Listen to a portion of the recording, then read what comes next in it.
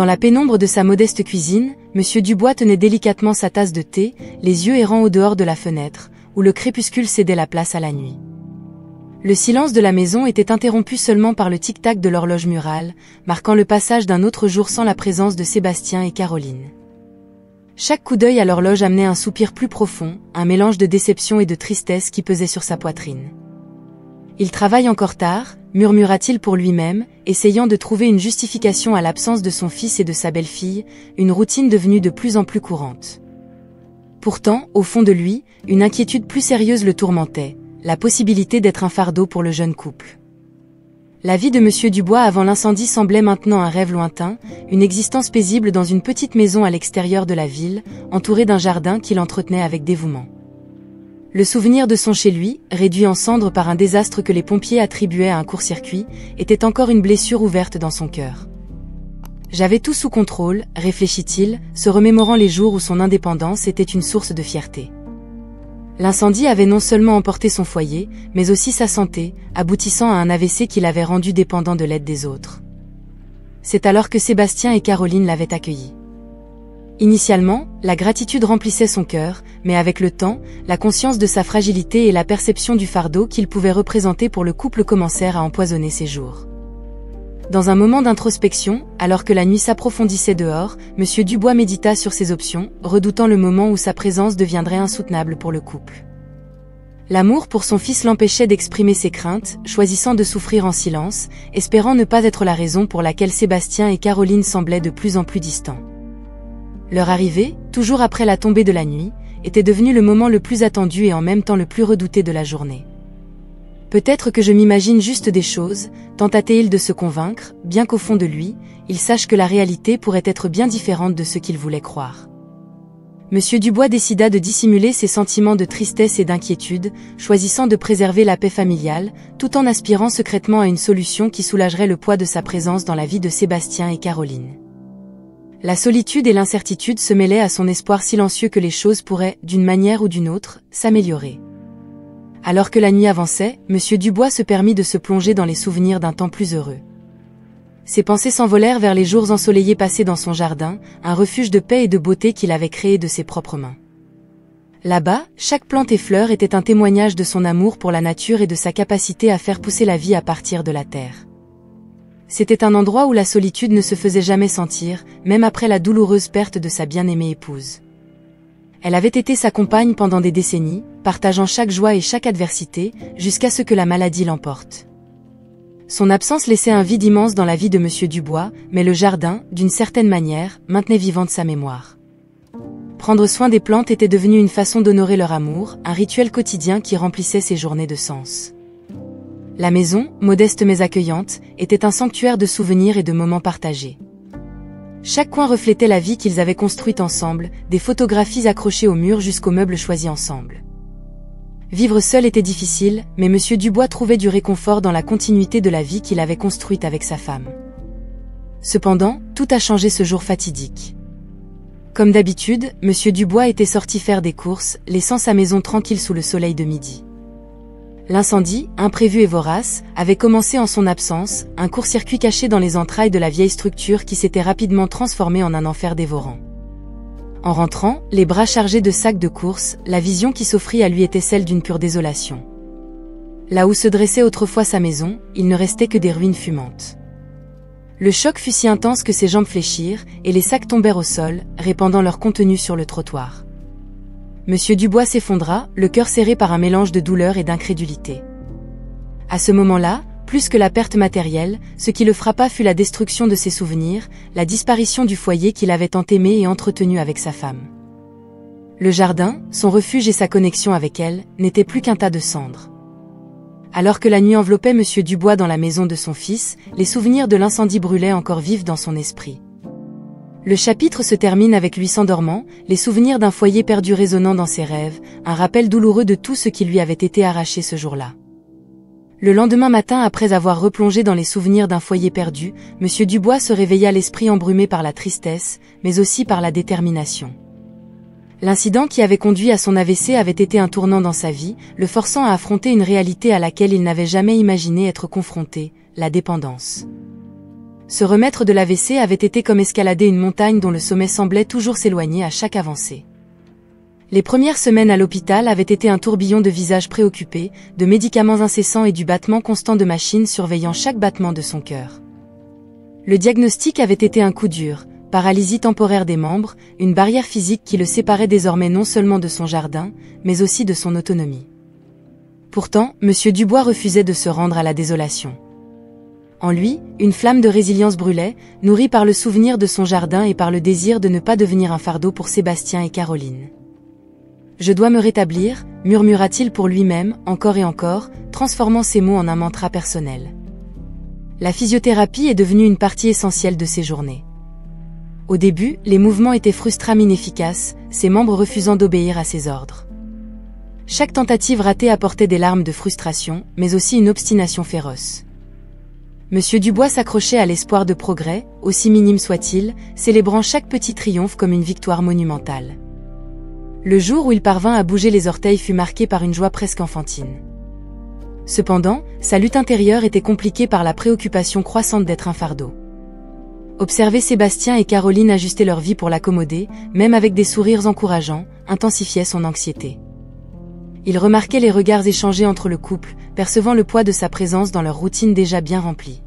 « Je ne veux pas que ma guérison soit un poids supplémentaire pour eux », pensait-il, luttant pour équilibrer son désir de s'améliorer avec la peur d'imposer plus de responsabilité à son fils et à sa belle-fille.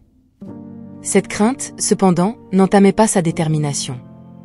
Au contraire, elle le rendait encore plus résolu à retrouver au moins une partie de son indépendance.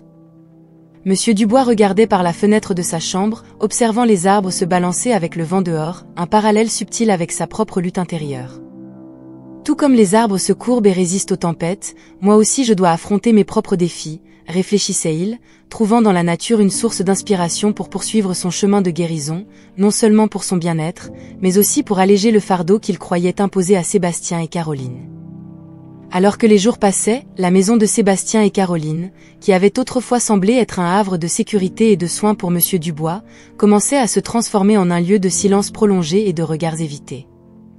L'atmosphère, autrefois chaleureuse, était progressivement imprégnée d'une tension presque palpable, un voile invisible de malaise qui s'installait entre les repas et les rencontres fortuites dans le couloir.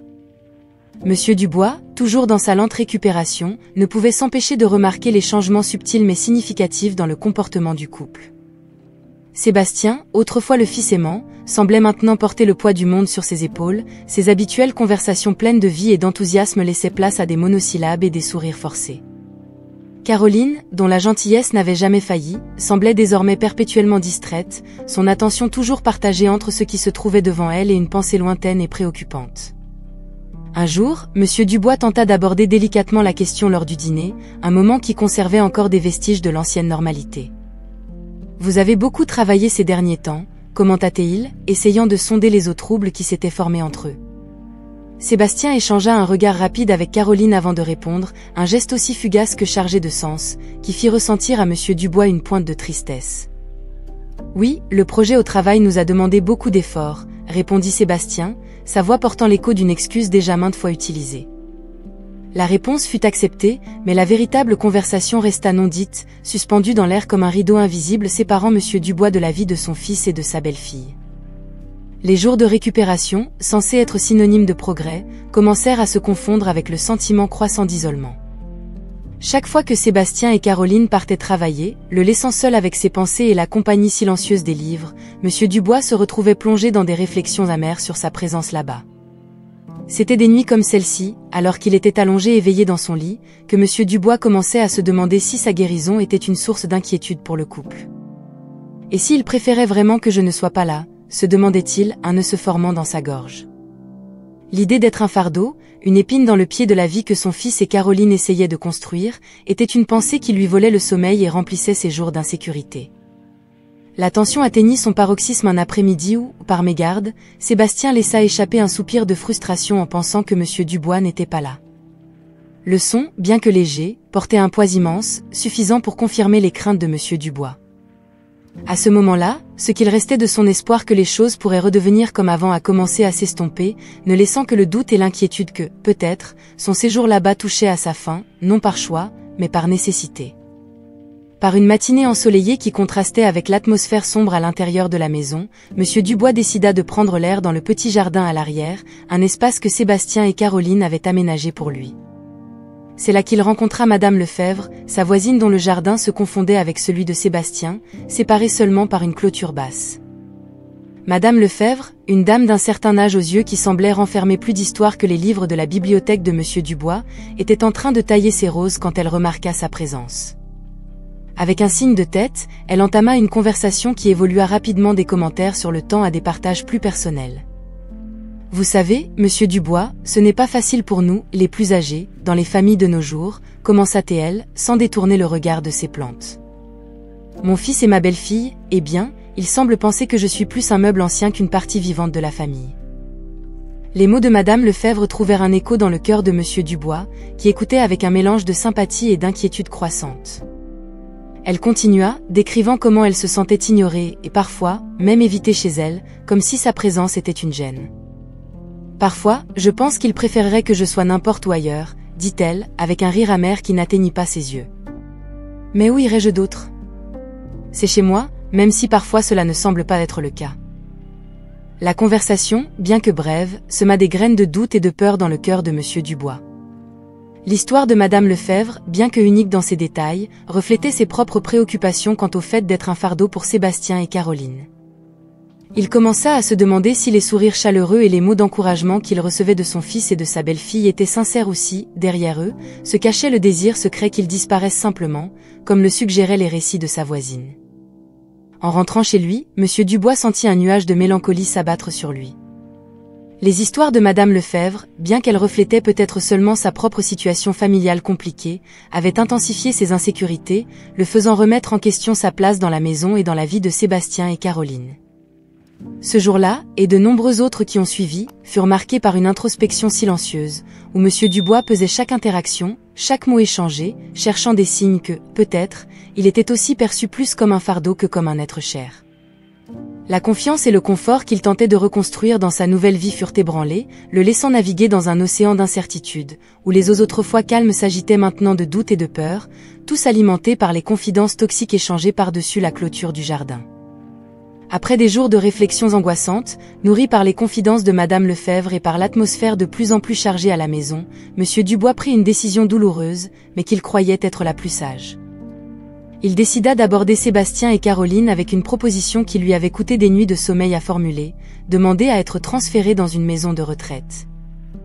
Un dimanche après-midi, lorsque le couple semblait plus détendu et accessible, Monsieur Dubois les invita à s'asseoir dans le salon, un endroit qui, bien qu'ils partagent quotidiennement, servait rarement de cadre à des conversations aussi importantes.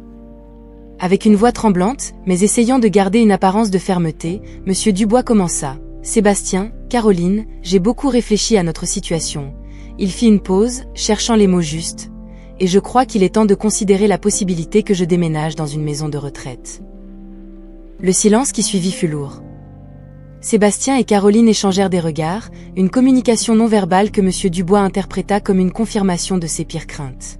« Je ne veux tout simplement pas être un fardeau pour vous deux, » continua-t-il, sa voix maintenant un murmure presque inaudible, « et je pense qu'en maison de retraite, je pourrais avoir les soins dont j'ai besoin sans interférer dans votre vie. » La réponse de Sébastien vint après un long soupir, une hésitation que Monsieur Dubois interpréta comme de la réticence à confronter la vérité.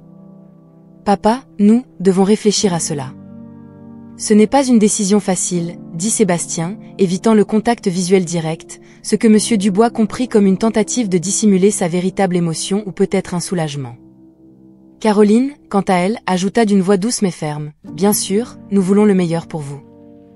Nous allons discuter de cela ensemble et trouver la meilleure solution. » Son sourire était doux, mais pour Monsieur Dubois, il semblait teinté d'une certaine ambiguïté, comme si les mots cachaient un sens plus profond qu'il ne pouvait pas déchiffrer.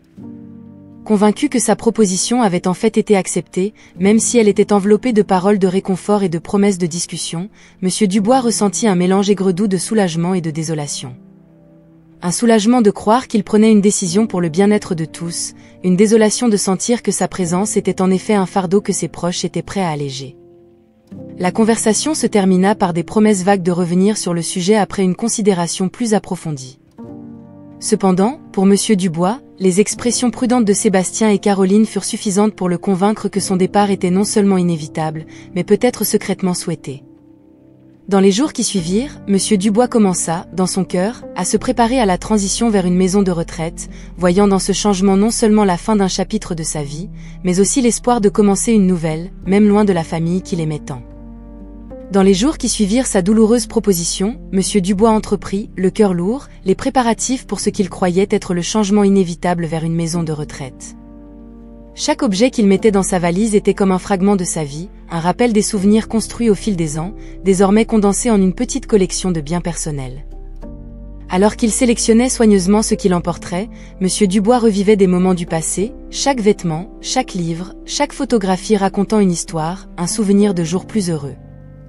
La valise, bien que physiquement légère, portait le poids d'une décision qui lui avait coûté beaucoup à accepter. Curieusement, pendant cette période, Sébastien et Caroline semblaient encore plus distants, évitant d'entrer dans la chambre de Monsieur Dubois, comme si le simple fait de le regarder emballer ses affaires rendait la situation trop réelle. Leur conversation, déjà marquée par une prudence superficielle depuis la proposition de déménager en maison de retraite, sont devenues encore plus rares et tendues.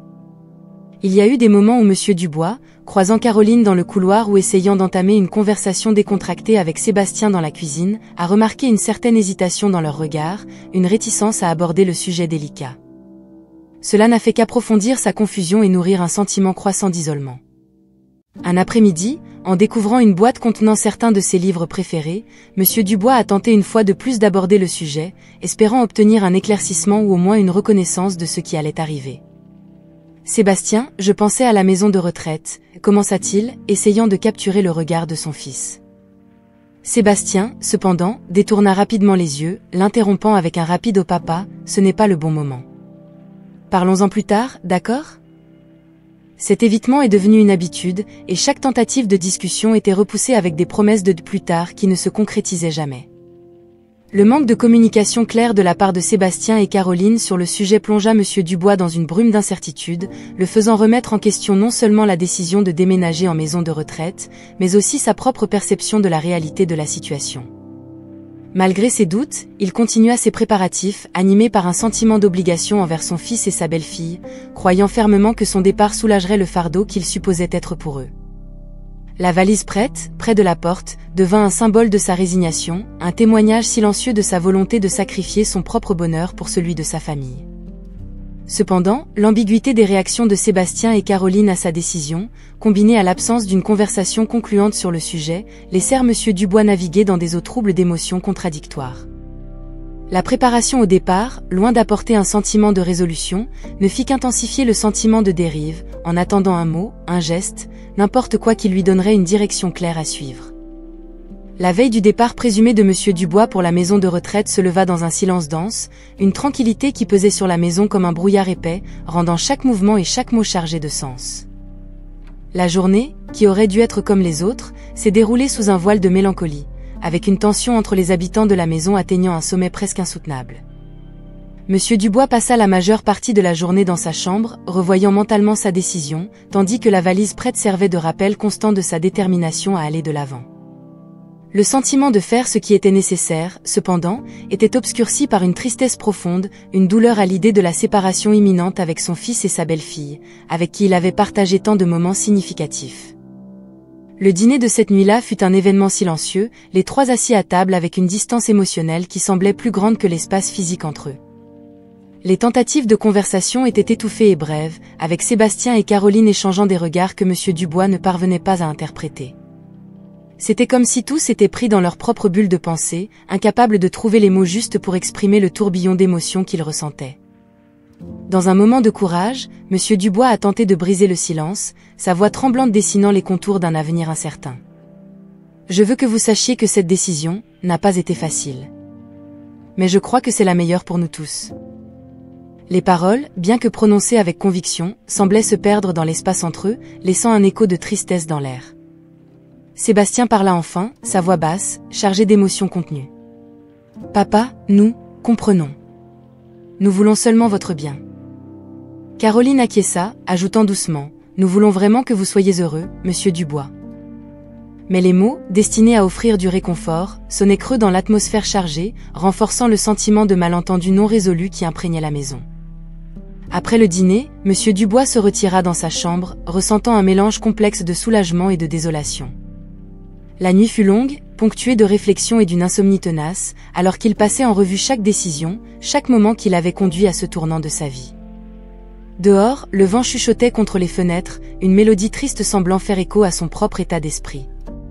Alors que la maison dormait, M. Dubois restait éveillé, contemplatif face à l'abîme entre la vie qu'il connaissait et l'inconnu qui l'attendait. La décision de partir, bien qu'elle ait été prise dans l'intention de préserver l'harmonie familiale, laissait une traînée de doute et de tristesse, un prélude mélancolique à l'adieu qui approchait. Le matin de son départ prévu, M. Dubois se réveilla avant l'aube, un nœud d'anxiété et d'anticipation serrant son estomac. La maison était plongée dans un silence profond, du type qui précède les moments décisifs, et il s'habilla lentement, chaque geste marqué par une solennité lourde. Lorsque Sébastien et Caroline apparurent enfin, une tension palpable régnait entre eux, une hésitation dans leurs mouvements qui ne passa pas inaperçue de M. Dubois.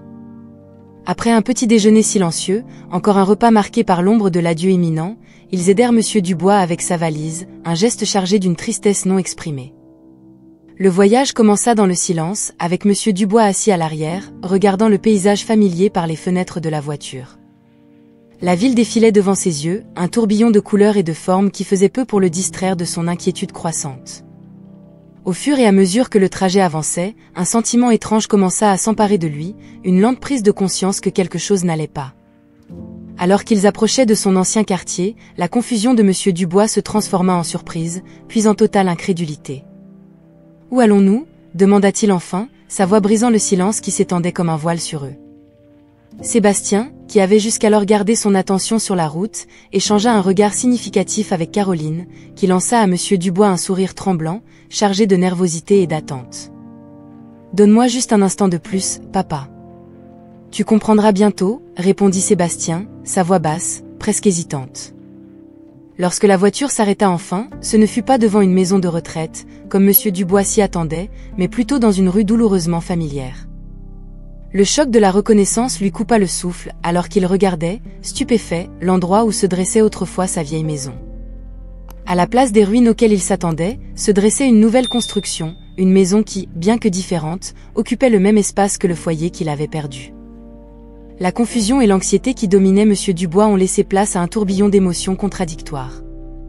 Son esprit luttait pour assimiler la réalité qui se présentait à ses yeux, tandis que Sébastien et Caroline l'observaient, attendant sa réaction. Le moment, chargé de tension et d'attente, semblait suspendu dans le temps, alors que M. Dubois confrontait la révélation inattendue qui allait changer le cours de son voyage d'une manière qu'il n'aurait jamais pu anticiper. La surprise de voir une nouvelle maison à la place de sa vieille résidence a momentanément paralysé M. Dubois, un mélange de choc et d'incrédulité prenant possession de ses sens. Il regardait, émerveillé, tandis que Sébastien et Caroline sortaient de la voiture et contournaient pour ouvrir sa porte, leurs visages illuminés par des sourires impatients et des yeux pétillants d'une attente presque palpable. « Quoi ? Comment ?» commença M. Dubois, luttant pour trouver les mots justes, sa voix défaillant devant le tumulte d'émotions qui l'envahissait. Sébastien le prit par le bras, offrant un soutien à la fois physique et émotionnel, tandis qu'il le guidait vers la nouvelle maison. « Papa, bienvenue dans ta nouvelle maison, » dit Sébastien, d'une voix chargée d'émotion.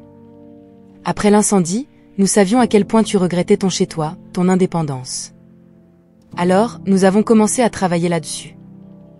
Caroline se joignit à eux, tenant l'autre main de M. Dubois avec tendresse. C'était un effort d'amour, M. Dubois.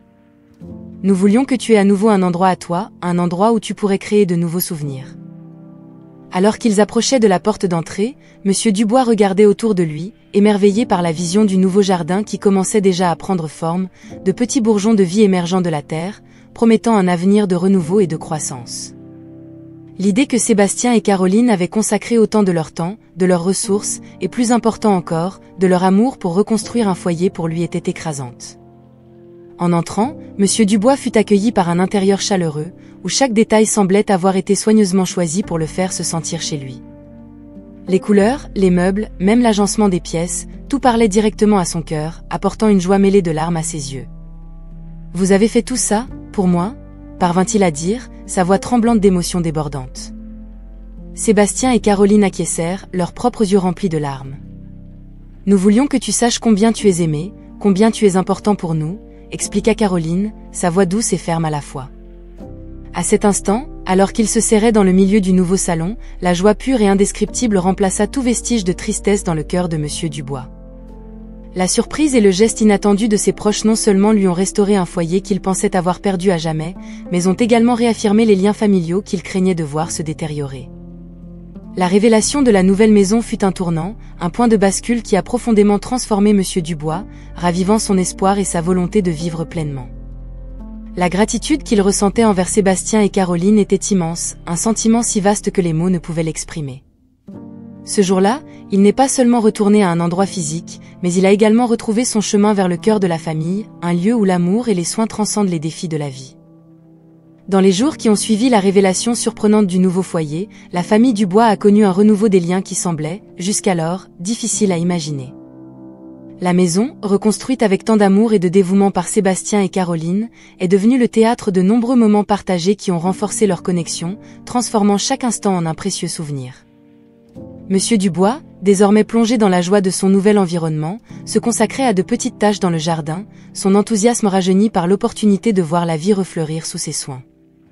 Sébastien et Caroline se joignaient à lui à plusieurs reprises, transformant le travail dans le jardin en une activité familiale où les rires et les histoires étaient partagés aussi facilement que les fleurs et les herbes étaient plantées.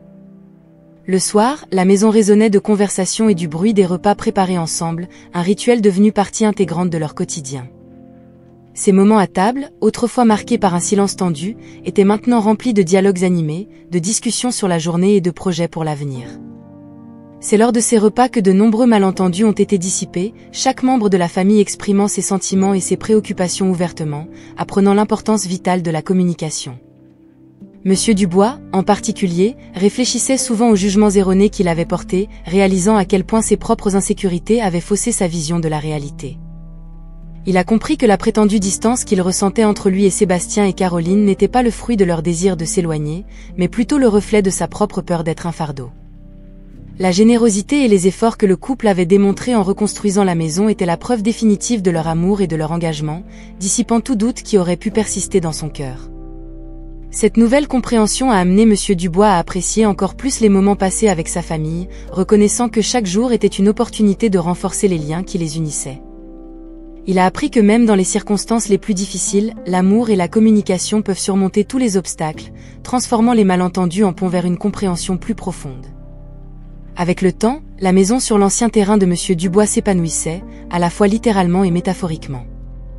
Le jardin, soigneusement entretenu par 3 paires de mains, était devenu un symbole vibrant de renaissance et d'unité familiale, tandis que l'intérieur de la maison résonnait de joie et de contentement.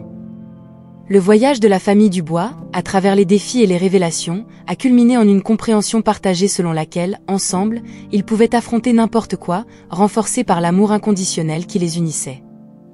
Alors que les semaines se transformaient en mois, la nouvelle maison de Monsieur Dubois s'épanouissait sous ses soins et l'amour de Sébastien et Caroline. Chaque pièce de la maison, chaque plante dans le jardin, témoignait d'un nouveau départ, d'une seconde chance dans la vie que Monsieur Dubois n'avait jamais imaginé possible après la dévastation causée par l'incendie. Lui, qui avait autrefois été consumé par la tristesse et l'incertitude de l'avenir, trouvait maintenant de la joie dans les petites routines quotidiennes, dans les rires partagés avec sa famille et dans la beauté du foyer qu'ils avaient créé ensemble. Sébastien et Caroline, quant à eux, redécouvraient le bonheur de voir Monsieur Dubois si impliqué et enthousiaste dans la vie à nouveau. La décision de reconstruire la maison sur le terrain de l'ancienne demeure de Monsieur Dubois n'avait pas seulement redonné un sens de dessein et d'indépendance, mais avait également renforcé les liens familiaux d'une manière qu'ils n'avaient jamais imaginé possible. Les malentendus et les préoccupations du passé ont cédé la place à une communication ouverte et à un soutien mutuel, éléments qui formaient désormais la base solide de leur relation. Pour célébrer cette nouvelle phase de leur vie, la famille Dubois a décidé d'organiser une petite fête dans le jardin, une célébration de la renaissance de l'espoir et de l'union familiale. Des amis proches et des voisins, y compris Madame Lefebvre, ont été invités à partager ce moment spécial, un après-midi rempli de joie, de bonne nourriture et d'histoires partagées sous le ciel bleu. Le jardin, un témoignage de l'amour et du soin de Monsieur Dubois, était en pleine floraison, ses couleurs vives et ses arômes sucrés servant de toile de fond parfaite pour la célébration. Des rires et des conversations animées résonnaient dans l'air, tandis que tous se régalaient des plats préparés par Caroline, chacun plus délicieux que l'autre. Au sommet de la fête, M. Dubois a demandé l'attention de tous pour exprimer sa gratitude.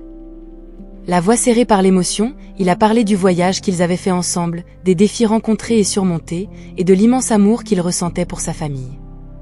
Cette maison, ce jardin, ne sont pas seulement un lieu de résidence, mais un symbole de ce que nous pouvons accomplir ensemble, de la force que nous trouvons les uns chez les autres, a-t-il dit, portant un toast à l'avenir. La célébration dans le jardin n'était pas seulement un jalon pour M. Dubois et sa famille, mais aussi un rappel que même dans les circonstances les plus sombres, l'espoir ne doit jamais être perdu. L'amour, la résilience et la volonté de recommencer peuvent transformer la douleur en joie, la perte en gain, apportant de la lumière aux jours les plus sombres. Alors que le soleil se couchait, baignant le jardin de teintes dorées, la famille Dubois et leurs amis partageaient un moment de parfaite harmonie, témoignant du pouvoir de l'amour et de la famille. Pour M. Dubois, ce n'était pas seulement la fin d'un chapitre difficile, mais le début d'une nouvelle histoire, pleine de possibilités, de rêves et surtout, d'un amour qui triomphe de tout.